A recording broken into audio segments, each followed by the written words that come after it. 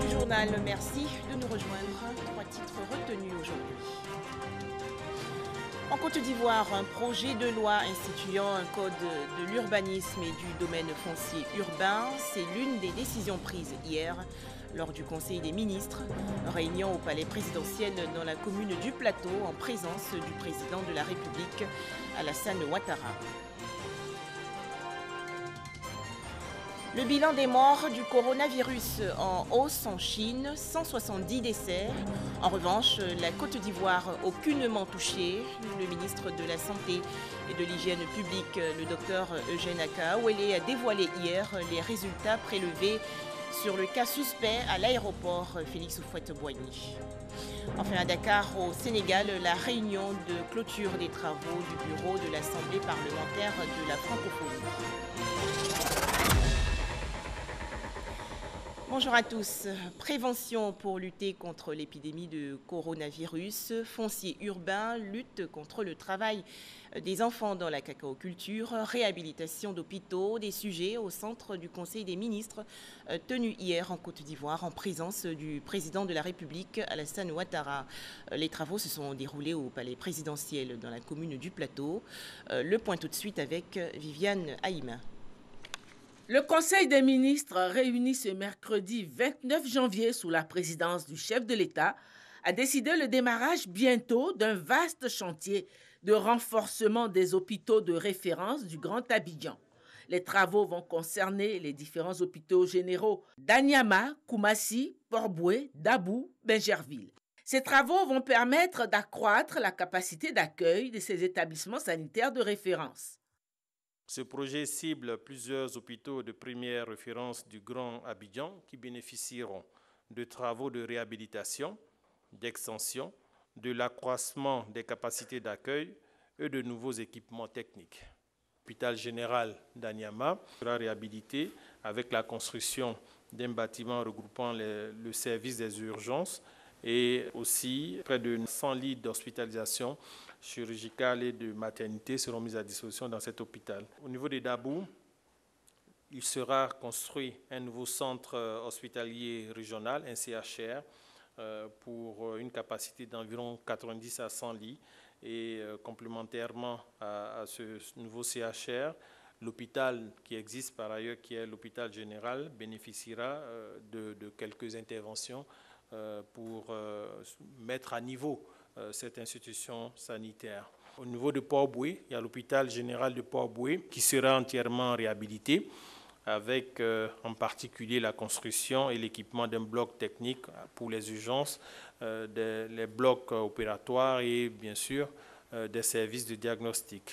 Au niveau de Bingerville, ce sera l'hôpital général et l'hôpital psychiatrique de Bingerville qui seront réhabilités. L'hôpital général de Koumassi bénéficiera aussi d'importantes mesures d'accompagnement pour l'élargissement de sa capacité de 90 à 100 lits. Donc ce sera globalement près de 610 lits qui seront ainsi viables et disponibles sur le district d'Abidjan pour un financement de près de 65 milliards de francs CFA. Autre mesure d'importance qui vient d'être adoptée, c'est la mise en place désormais d'un code de l'urbanisme et du domaine foncier urbain, ce qui aura l'avantage d'apporter plus de clarté au processus d'acquisition des terrains urbains. Ce projet de loi rassemble les normes législatives et réglementaires existant dans les domaines du foncier urbain et de l'urbanisme en un texte unique et actualisé. Ce dispositif vise à améliorer la qualité des règles d'urbanisme, à renforcer la protection de la propriété foncière en zone urbaine et à sécuriser au mieux les transactions portant sur les terrains urbains de façon à réduire considérablement le volume des litiges fonciers. La lutte contre le travail des enfants dans la cacaoculture en Côte d'Ivoire est depuis ces dernières années dans une phase active marquée par la sensibilisation des planteurs, mais aussi la répression des vendeurs de main-d'œuvre enfantine. Le Conseil des ministres décide de renforcer dans ses attributions et son fonctionnement le système d'observation et de suivi du travail des enfants, en abrégé SOSTECI. Le SOSTECI est un système de veille, d'alerte précoce et d'intervention dans le domaine de la lutte contre les pires formes de travail des enfants. Conçu en collaboration avec tous les acteurs de la lutte contre le travail des enfants en Côte d'Ivoire, conformément aux dispositions pertinentes de la Convention numéro 182 de l'Organisation internationale du travail, le SOSTECI a vocation à développer une base de connaissances sur le travail des enfants, de façon à mettre en place des stratégies de prévention et de protection durable des enfants en situation de travail et d'assurer une bonne coordination des actions initiées en la matière. Épidémie de pneumonie causée par le coronavirus, les ressortissants ivoiriens vivant dans cette région seront-ils rapatriés par le gouvernement ivoirien? Non, la réaction en la matière n'est pas le rapatriement de nos compatriotes parce que au risque de créer des vecteurs de propagation de cette maladie. C'est plutôt assister nos frères et sœurs pour pouvoir contenir la maladie et puis si possible les accompagner. Par ailleurs, le Conseil des ministres a aussi enregistré plusieurs nominations. Autre actualité, la Côte d'Ivoire pas du tout touchée par le coronavirus. En effet, l'étudiante ivoirienne venue récemment de Pékin en Chine ne fuit pas la maladie. Annonce faite hier par le ministère de la Santé et de l'Hygiène publique. Ce département ministériel a dévoilé les résultats des échantillons prélevés sur le cas suspect de l'aéroport Félix Houphouët-Boigny. Les précisions du ministre de la Santé et de l'Hygiène publique, le docteur Eugène Aka-Awele. Le samedi 25 janvier 2020, le ministère de la Santé et de l'Hygiène publique a été alerté par les autorités aéroportuaires d'Abidjan de la présence d'un malade présentant des difficultés respiratoires et une toux en provenance de Pékin, c'est-à-dire de la Chine. Ce malade a été donc immédiatement pris en charge par les services du ministère de la Santé et de l'Hygiène publique. Des prélèvements ont été effectués et acheminés au laboratoire pour analyse. Ce mercredi 29 janvier 2020, les résultats des échantillons analysés par les instituts Pasteur de Côte d'Ivoire et de Paris se sont révélés négatifs au coronavirus 2019-nCoV. À la suite des traitements reçus, la malade se porte bien et a regagné le domicile familial ce jour. C'est donc le lieu de rappeler aux populations le respect scrupuleux des mesures de prévention en vigueur, notamment. Premièrement, il faut éviter le contact avec les personnes souffrant d'infections respiratoires aiguës. Deuxièmement, il faut se laver fréquemment les mains, en particulier après un contact direct avec des personnes malades ou leur environnement. Troisièmement, il faut éviter tout contact non protégé avec des animaux d'élevage ou sauvages. Quatrièmement, il faut utiliser un mouchoir en papier pour éternuer et tousser et le jeter dans une poubelle. À défaut, éternuer et tousser dans le pli du coude, puis se laver les mains régulièrement à l'eau et au savon.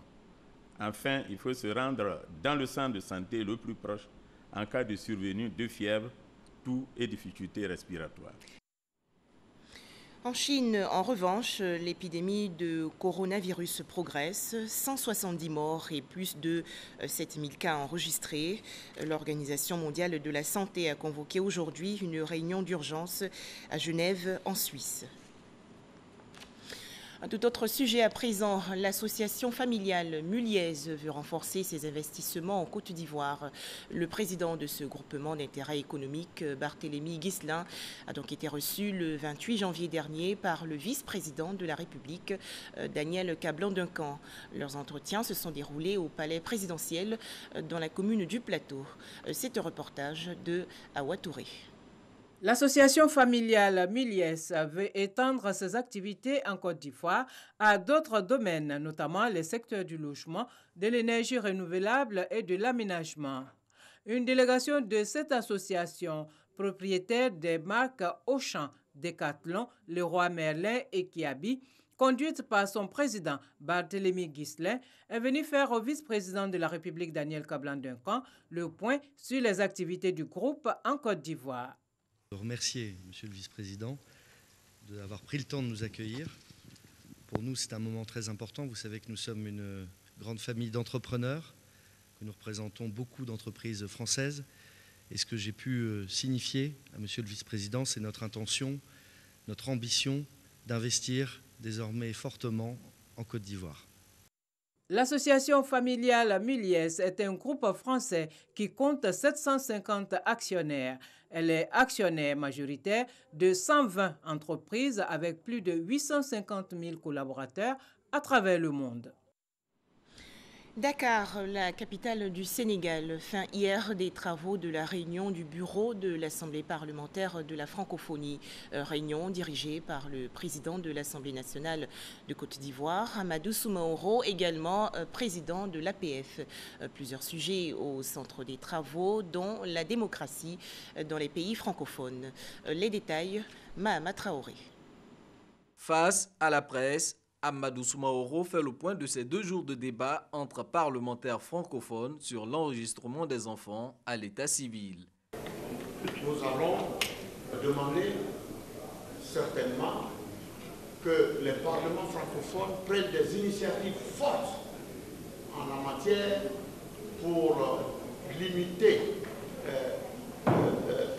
ce fléau-là. Ces assises de Dakar ont aussi permis au bureau de l'APF, Assemblée parlementaire de la francophonie, de s'enquérir de la marche de la démocratie au sein des États membres, qu'a évoqué les situations politiques en Égypte, au Cameroun, en Guinée et en Côte d'Ivoire. L'APF étant une instance de promotion de démocratie, elle ne peut pas se permettre de se ranger du côté de ceux qui veulent porter un coup à la démocratie. C'est cette position que nous avons défendue et je crois qu'elle a été très bien comprise. Il est aussi ressorti que la Côte d'Ivoire joue un rôle important dans la sous-région. Les efforts démocratiques en cours en Côte d'Ivoire ont été reconnus et aussi le fait que la Côte d'Ivoire soit un pays stable. Il faut donc encourager cette stabilité-là. Notre combat pour le renforcement de la démocratie et de l'état de droit doit demeurer au cœur de nos objectifs de développement économique, social, culturel et dans notre espace francophone. Fort de cet idéal de paix, l'APF entend envoyer des missions d'information vers les pays en proie aux tensions politiques. À retenir également de cette réunion du bureau de l'APF, l'adoption d'un nouveau plan de communication et de modernisation des statuts de l'organisation. La prochaine réunion du bureau se tiendra au Maroc, en prélude à la 46e session de l'Assemblée plénière de l'institution. Toujours à Dakar, au Sénégal, un invité important pour le 2e jour des travaux de la réunion du bureau de l'Assemblée parlementaire de la francophonie, l'APF. Le président sénégalais Macky Sall est allé apporter son soutien aux parlementaires francophones. Macky Sall a également exposé les attentes de ses homologues chefs d'État africains en matière de démocratie. En Côte d'Ivoire, à Caen, une meilleure représentativité des femmes dans les assemblées élues. Pour atteindre cet objectif, une séance de travail entre la ministre de la Femme, de la Famille et de l'Enfant, Ramata Liba-Kayoko, et le président de la commission électorale indépendante, Cuibert Koulibaly. C'est un reportage de Michel Digré. Représentation des femmes dans les assemblées élues. La commission électorale indépendante est en phase avec Bakayoko Ramata. À l'issue de cette séance de travail, la ministre donne les enjeux de cette rencontre. La première préoccupation est de la prise en compte des dispositions de la loi du 14 octobre 2019 favorisant la représentation des femmes dans les assemblées élues. Cette loi institue donc un quota minimum de 30% de femmes sur le nombre total de candidats pour tous les scrutins. Il s'agit des élections législatives, municipales, des conseillers des districts. Pour le président de la commission électorale indépendante, l'institution qu'il dirige prendra toutes les dispositions pour appliquer cette nouvelle loi. Il est donc fixé désormais que comme condition de recevabilité des candidatures, un certain quota au profit des femmes. Donc l'organe qui gère les élections est donc recevable à recevoir Madame le ministre de la Femme qui, avec son leadership éminent, a donc porté cette loi qui est devenue aujourd'hui une loi de notre État. Donc il est bon que l'organe que nous sommes puissions avoir une séance de travail afin que, à bonne date, à l'occasion de la réception des candidatures, nous puissions donc aviser et appliquer cette nouvelle loi qui vient d'être promulguée. Bakayoko Liramata a également plaidé pour la création d'une cellule genre au sein de la Commission électorale indépendante. Les droits des femmes célébrés le 8 mars prochain dans le cadre de la Journée internationale des femmes. En Côte d'Ivoire, comme chaque année, un pagne est créé pour cet événement. Orangé, bleu, vert ou violet, ce pagne qui sera porté fièrement par toutes les femmes le 8 mars prochain a été officiellement présenté il y a quelques jours par la ministre de la Femme, de la Famille et de l'Enfant. Ramata Libakayoko est au micro de Patricia Etia. Le pagne de la Journée internationale de la femme est le symbole de l'union, de l'ouverture d'esprit pour l'acceptation de la diversité culturelle. C'est un désir pour les femmes d'impacter positivement la société ivoirienne. Le pagne qui symbolise la femme africaine incarne un thème et un message. Il est donc de tradition pour le ministère de la Femme, de la Famille et de l'Enfant de choisir à chaque commémoration un pagne comme uniforme. La richesse des couleurs de ce pagne symbolise l'engagement des femmes à faire de notre riche diversité culturelle, ethnique, religieuse, un atout pour la paix, l'union et la cohésion sociale. La ministre a également invité les hommes à se procurer le pagne en tant que e-forchi pour soutenir les femmes dans leur quête de la paix. Le pagne est disponible en plusieurs couleurs, notamment l'orange, le vert, bleu, le violet et le marron. Le lancement officiel de la 29e édition de la Journée internationale de la femme sera lancé dans les jours à venir. Direction la plateforme aéroportuaire de la commune de Port-Bouët. Le ministre des Transports, Amadou Koné, a visité les installations de cette infrastructure. Objectif, s'enquérir des actions en cours de réalisation pour renforcer la sécurité de l'aéroport Félix Houphouët-Boigny.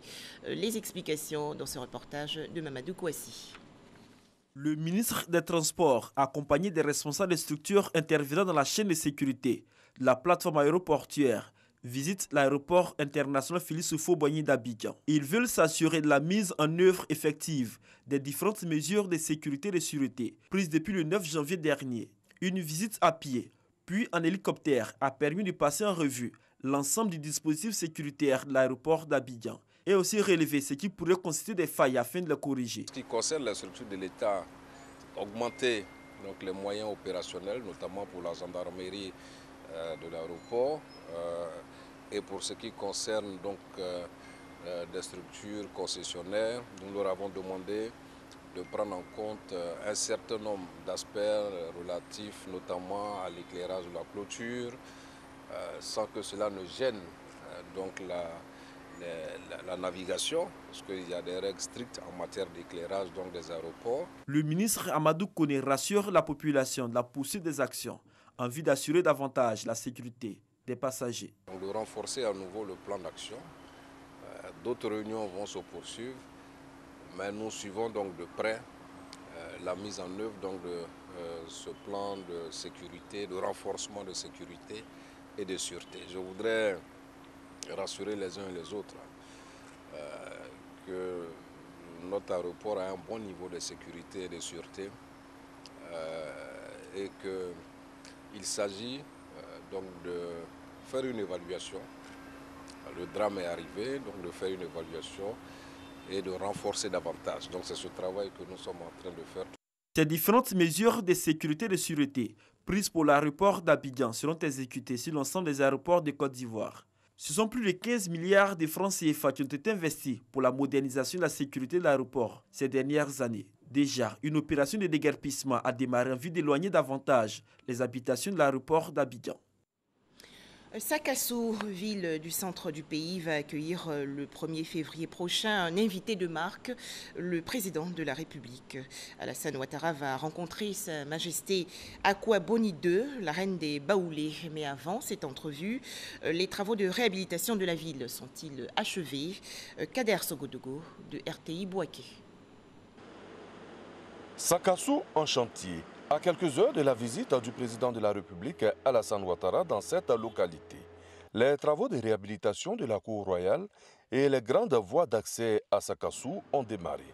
Pour s'assurer de l'avancement des chantiers, avant l'arrivée du chef de l'État, le conseiller technique du ministère de l'Équipement et de l'Entretien routier, Abonibi Koulibaly, effectue une visite de terrain. Objectif, galvaniser les entreprises en charge des travaux à mettre le bouchée double pour le respect des délais de livraison. Sakassou a bénéficié de 5 km de bitume pour un montant de plus de 1,5 milliard. Les travaux sont bien avancés. Je pense que d'ici le jour J, Sakassou va être prêt pour l'accueil de son excellence le président de la République. L'enrobé au niveau de Sakassou était vraiment de mauvaise qualité. On avait des nids de poules partout. Et dans le cadre de la visite du président, il nous a été permis de pouvoir venir refaire cet enrobé-là. Nous avons mis 5 cm pour reconstituer cette couche. Aussi, nous avons 3 voies dans le village de Walebo. Et ces voies-là, nous allons mettre ce qu'on appelle l'enduit superficiel pour permettre le désengorgement. Le président de la République, Alassane Ouattara, sera à Sakassou le 1er février 2020. Depuis l'annonce de sa visite, les populations ont hâte de communier avec le premier des Ivoiriens. Il s'agit ici, pour elle, de lui réitérer leur adhésion pour sa politique de développement de la Côte d'Ivoire. Où en est le projet régional de dialogue et d'investissement pour le pastoralisme et la transhumance au Sahel et dans les pays côtiers de l'Afrique de l'Ouest? Le PREDIP concerne 8 pays sahéliens et côtiers, dont la Côte d'Ivoire. Les représentants de ces pays se sont réunis récemment à Abidjan. 8 pays de l'Afrique de l'Ouest, dont la Côte d'Ivoire, se réunissent pour trouver des stratégies en vue de développer l'élevage traditionnel. Les pays conjuguent leur expertise pour accroître l'investissement dans le pastoralisme et la transhumance. C'est un projet régional de dialogue et d'investissement pour le pastoralisme et la transhumance au Sahel et dans les pays côtiers de l'Afrique de l'Ouest, dénommé PREDIP.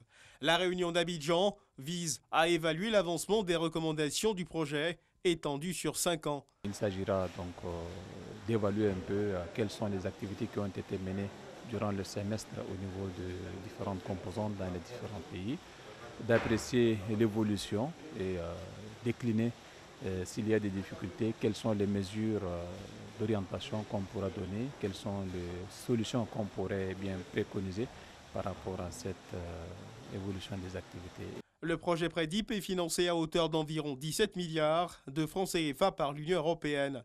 L'Union européenne est engagée depuis de nombreuses années maintenant sur la question du développement de l'élevage et la promotion du pastoralisme. Et donc il était naturel qu'on en vienne à soutenir ce projet PREDIP qui est donc sur l'ensemble de la zone CEDEAO. L'initiative du PREDIP est soutenue par l'État ivoirien. L'agriculture et l'élevage sont des secteurs qui ont contribué au développement de nos États et continuent de jouer un grand rôle dans nos économies respectives. Ainsi, la problématique de la transhumance et du pastoralisme transfrontalier mérite de profondes réflexions par les pays sahéliens et côtiers pour préserver l'intégration régionale séculaire et florissante de nos États. Cette rencontre d'Abidjan, qui constitue la deuxième après celle de Cotonou, s'étend sur 3 jours. Plusieurs résultats sont attendus au terme de cette réunion. À présent, cette réunion pour identifier les modalités de recouvrement visant les populations en milieu agricole en Côte d'Ivoire. Ces travaux et réflexions entrent dans le cadre de la couverture maladie universelle, la CEMU. Les explications de Mamadou Kouassi. Démarrée officiellement le 1er octobre 2019, la couverture maladie universelle est une réalité aujourd'hui dans nos différentes régions. Mais certaines catégories de la population ivoirienne s'inscrivent difficilement dans cette dynamique du gouvernement. Il s'agit des acteurs du secteur informel, dont le monde agricole. Un atelier s'est ouvert dans le district d'Abidjan en vue d'élaborer un schéma de prise en charge de ces acteurs. Le secteur informel et le secteur agricole ne bénéficient pas de manière formelle de couverture sociale.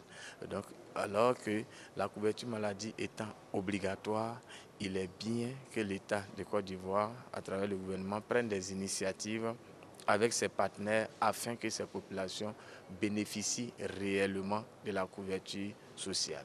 La Côte d'Ivoire bénéficie pour la circonstance du soutien de la FAO, Organisation mondiale de l'alimentation, pour mettre en œuvre cette politique sociale. Donc, imaginez seulement un instant, à 60 ans, 70 ans, à la fin de son cursus, il n'a aucune protection à sa disponibilité. Et les études qui ont été faites ont démontré qu'un prélèvement sur l'outil de production, sur les bénéfices qui sont engendrés lors du circuit de production, réinjecté dans la protection sociale a un bénéfice énorme. Depuis 2014, la Côte d'Ivoire a adopté au niveau gouvernemental une stratégie de protection sociale. Ces travailleurs du monde agricole, ces travailleurs du monde formel ne peuvent véritablement entrer dans le dispositif de protection sociale qu'à travers leur propre organisation, à travers un cadre réglementaire, un cadre législatif adapté. Cette rencontre d'Abidjan, qui voit la participation de plusieurs fêtières agricoles, sera l'occasion de faire le diagnostic des initiatives de protection sociale dans le milieu agricole, en vue d'identifier un système adapté aux besoins des populations. Toujours au chapitre santé, à noter l'inauguration d'un établissement sanitaire moderne et entièrement équipé au quartier Djessouloubo à Soubré, dans le sud-ouest du pays. C'est un investissement de plus de 100 millions de francs CFA. Pour en parler, retrouvons Mamadou Kouassi. Fini la double vacation à l'école primaire publique de Kbeiri, dans la commune de Soubré. Les enfants de cette école primaire pourront désormais étudier dans de meilleures conditions. Ils bénéficient d'un bâtiment neuf de 3 classes, avec bureau de directeur, le tout équipé en table-banc et en matériel didactique. Une infrastructure qui vient renforcer les 3 salles de classe existantes. Une réalisation de la mairie de Soubré engagée pour une éducation de qualité. Cette volonté est saluée par le directeur régional de l'éducation nationale, de l'enseignement technique et la formation professionnelle. En plus de l'éducation, le maire Lassine Traoré et son équipe font de la santé une priorité.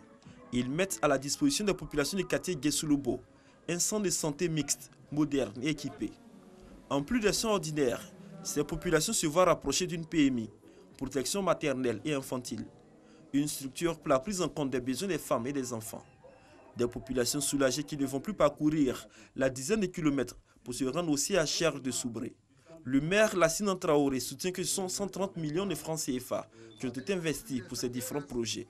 Il compte faire mieux pour la prise en compte des préoccupations de ses administrés. Tout ceci, c'est pour, n'est-ce pas, être en phase avec la politique sociale du gouvernement et permettre à la population de vivre mieux, c'est-à-dire changer le cadre de vie de la population. C'est dans cette optique que le conseil municipal et moi-même nous sommes mis à la tâche pour pouvoir offrir le second centre de santé publique de, n'est-ce pas, la ville de Soubré. Et nous allons poursuivre pour le bonheur de la population. Le préfet de la région de la Nawam, Messimba Kone, se félicite de l'engagement de la mairie à satisfaire les besoins des populations. Il invite le personnel au bon usage des dons avant d'exhorter la population, surtout les femmes, à fréquenter le centre de santé et aussi à scolariser les enfants. Déjà, une dizaine de centres de santé et des salles de classe ont été réalisés par l'équipe municipale de Soubré. Plus de 6 millions de juifs persécutés et exterminés par le régime nazi et ses collaborateurs pendant la Seconde Guerre mondiale. La Côte d'Ivoire exprime sa profonde compassion pour les victimes de l'Holocauste. C'est une cérémonie de commémoration dans les locaux du Conseil national des droits de l'homme dans la commune de Cocody. Ahmed Traoré et Alexis Ouedraogo. À l'occasion du 75e anniversaire de la libération du peuple juif, après le massacre de plus de 6 millions d'entre eux, les diplomates expriment leur solidarité. En collaboration avec le CNDH, Conseil national des droits de l'homme, ils initient des actions pour éviter à l'avenir les violations massives des droits de l'homme. Le Conseil national s'est associé à l'ambassade d'Israël pour commémorer cet événement et surtout pour parler du passé à l'effet d'évoquer ensemble les garanties de non-répétition. Une démarche appréciée par le rabbin Alain Michel, historien et spécialiste de la Shoah. se souvenir simplement des personnes qui ont disparu sans en tirer des conséquences pour que un même sort ne revienne pas dans l'humanité ou que ce soit dans n'importe quel peuple, dans n'importe quel continent. Alors si on ne fait pas ça, finalement, quelque part, on a raté la raison principale de cette commémoration. Chaque 26 janvier, un hommage est rendu aux victimes juives qui ont été exterminées par les nazis, ce à la fin de la Seconde Guerre mondiale. Et c'est la fin de ce journal. Merci de nous avoir suivis.